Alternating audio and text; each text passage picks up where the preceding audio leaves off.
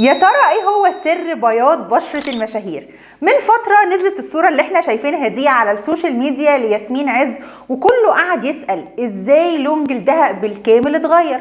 وللحقيقة انت مش اول مرة تحصل معانا او اول مرة نشوف صورة من حد من المشاهير لون جلده اتغير بالكامل. قبل كده شفنا مايكل جاكسون، وقبل كده شفنا محمد رمضان، زي ما انا حاطه لكم الصور دلوقتي على الشاشة. في الحلقة دي خليني اقول لكم ازاي نقدر نفتح درجات لوننا في جسمنا بالكامل من غير اي اعراض جانبية. فخليكم معايا وركزوا في الخطوات عشان ناخد الوصفة صح. واللي ما يعرفنيش، انا دكتور نادية، اعملوا لي سبسكرايب ويلا بينا نبدأ. تبييض البشرة طبيعيا بيكون عن طريق مضاد أكسدة بيصنع داخليا في جسمنا، ومضاد الأكسدة ده هو الجلوتاثيون. طلع ترند من فترة كبيرة حقن الجلوتاثيون الوريد، الكريمات، الإقراص، الحاجات اللي ممكن نستخدمها عشان فعلا تبيض بشرتنا.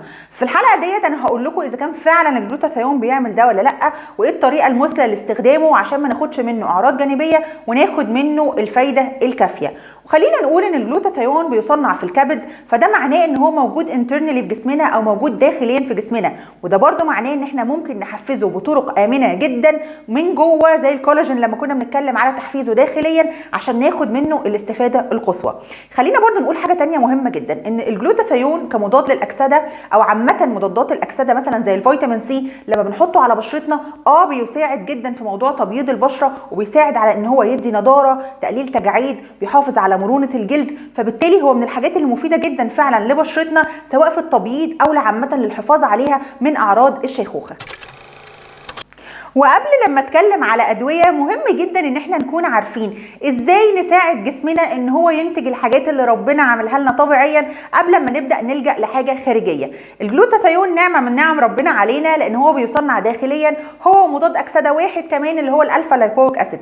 اي حاجه تانية احنا بناخدها من بره زي فيتامين سي، فيتامين اي وغيره. عشان كده مهم جدا انه ادام عندنا النعمه دي في جسمنا نعرف ازاي نحفزها.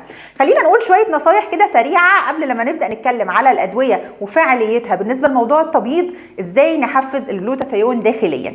اول حاجه طبعا ان احنا نومنا يكون منتظم، تاني حاجه ان احنا نكون بنلعب رياضه باستمرار، واهم حاجه هي الاكل. كل الحاجات الطازه اللي احنا بناكلها بتكون فيها نسبه السلفر عاليه، وده بيساعد الجلوتاثيون ان هو يشتغل كويس. اي فيتامين سي خارجي انت بتاخديه عن طريق الفم بيساعد ان الجلوتاثيون يبقى دايما عالي، لان مضادات الاكسده عامه بتعلي بعض لانها بتشتغل مع بعض كانها نتورك او شبكه. ومن اكتر الحاجات اللي فيها فيتامين سي بنسبه عاليه هي الفلفل الرومي الاخضر، فلو احنا بناكل كل يوم فلفل اخضر هتفرق كتير. وطبعا البروكلي واي جرجير، اي حاجه خضراء بتكون فيها نسبه السلفر عاليه، فبالتالي بتساعد الجلوتاثيون ان هو يشتغل كويس جدا. كمان اي حاجه فيها فيتامين بي سواء بي 6 او بي 12 بيساعد الجلوتاثيون انه يفضل عالي، وبرده بيساعد في تصنيعه داخليا. فشويه النصايح دي لو احنا عملناها ممكن ما نحتاجش ان احنا ناخد دواء. وطبعا دوت بيحافظ على مش بس هنقول لوننا، لان طبعا اللون ما بيتغيرش بين يوم وليله، ولكن هيساعد على صحه جسمنا ان يكون فيه مضاد اكسده قوي جدا قادر يقاوم علامات تقدم العمر والشيخوخه. طب احنا عمالين نقول الجلوتاثيون بيبيض، الجلوتاثيون بيبيض، طب ده ازاي اصلا؟ خليني اقول لكم ان هو بيشتغل على انزيم التيروزينيز اللي هو بيكون الميلانين، فبالتالي لما الانزيم دوت يتقفل الميلانين بيقل، فده بيساعد على عمليه ازاله التصبغات وكمان على تفتيح لون البشره. بس ده بيعتمد على الطريقه اللي احنا واخدين بيها الجلوتاثيون. في كريمات كتير جدا في السوق بتقول لك ان هي اكتر كريمات بتفتح عشان فيها ماده الجلوتاثيون، وده تعتبر تفتيح موضعي. يعني احنا لو بنستخدم الكريمات دي هنحس ان في تفتيح حاصل على بشرتنا، ولكن لما بنبطلها الموضوع بيرجع تاني يعني زي الاول. فعشان كده برضو انا هقول لكم الطرق اللي احنا محتاجين نستخدمها عامه بعد استخدام الجلوتاثيون عشان تحافظوا على النتيجه اطول فتره ممكنه. فالكريمات بالنسبه لنا فعاليه محدوده ومش بننصح بيها. تاني حاجه او تاني فورم نقدر نستخدم بيه الجلوتاثيون هو التابلتس او الاقراص. الاقراص برضو البايو افيلابيلتي بتاعتها او امتصاصها في الامعاء بيكون ضعيف، فبالتالي ما بتديش افضل نتيجه زي ما احنا بنشوف المشاهير اللي لونهم فعلا بيفتح، سواء الهنود او حتى زي ما انا لسه قايله في اول الحلقه كذا نوع او كذا اكزامبل لحد فتح بشرته بالكامل. النوع الافضل او الامثل على الاطلاق في موضوع استخدام الجلوتاثيون هو عن طريق الحقن الوريدي. ولكن ده بيعمل مشاكل كتير جدا لو احنا مش رايحين لحد متخصص، ولو احنا مش عاملين التحاليل اللازمه عشان نعرف اذا كنا ينفع نستخدم الجلوتاثيون وريدي ولا لا، سواء بقى غده درقيه، تحليل دم، وظائف كبد، وظائف كلى، حاجات كتير جدا احنا بنحتاج نعرفها قبل ما نبدا نستخدم حاجه زي كده عن طريق الوريد. وبرده زي ما بقول لازم يكون عن طريق طبيب متخصص.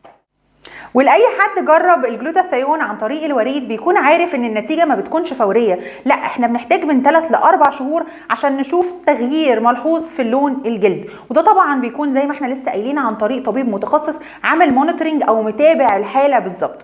ولما بنوصل للون دوت اكيد بقى بناخد بالنا من جلدنا، بنستخدم سان بلوكس طبعا هي لا غنى عنها لاي حد، بناكل الاكل الصحي، يعني النصايح اللي احنا قلناها لتحفيز الجلوتاثيون داخليا بتكون مستمريه معانا لو احنا خدناه عن طريق الوريد او لو حتى ما خدناهوش. مهم جدا ان انا انوه لحاجه، الكريمات يا جماعه اللي موجوده على الانترنت اللي بتقعد تقول انها بتبيض البشره وبتغير يعني جلدك درجتين 3 و في مواد كتير فيها بتكون مضره، زي ماده مثلا المونوبنزون، ودي ماده احنا بنستخدمها في علاج البهاء عشان يقتل الخلايا الصبغيه، وللاسف الحاجات دي مش ريفرسبل، يعني لو حصلت ما بترجعش تاني، فده بالنسبه لنا بتعتبر كارثه لان هي علاج للبهاء وليس لتفتيح لون البشره. فعشان كده بليز ما تشتروش اي حاجه فيها جلوتاثيون مجهوله المصدر لمجرد ان احنا في ضجه كبيره عليها او بيتقال عليها انها بتفتح بشرتك بامان. وعشان تفضلوا حلوين ومنورين اكيد لازم تتابعوني، ما تنسوش تعملوا لي سبسكرايب، انا دايما بتكلم على البرودكتس المهمه اللي احنا نستخدمها في السكين كير روتين بتاعنا، واكيد التصبغات جزء منها، احنا بنعالج التصبغات، بنعالج مشاكل البشره، ولكن مش بنغير لون جلدنا بالكامل الا طبعا في الحالات القصوى او حالات المشاهير وتحت عين طبيب متخصص، يعني ما نعرفش احنا نعملها في البيت مع نفسنا كده ولا بنسمع كلام اي حاجه موجوده على الانترنت. هحط لكم دلوقتي لينك حلقتين هيساعدوكم في موضوع التبييض دوت، واتمنى ان الحلقه تكون خفيفه عليكم وعجبتكم، هستنى اسئلتكم، اشوفكم في الحلقه الجايه.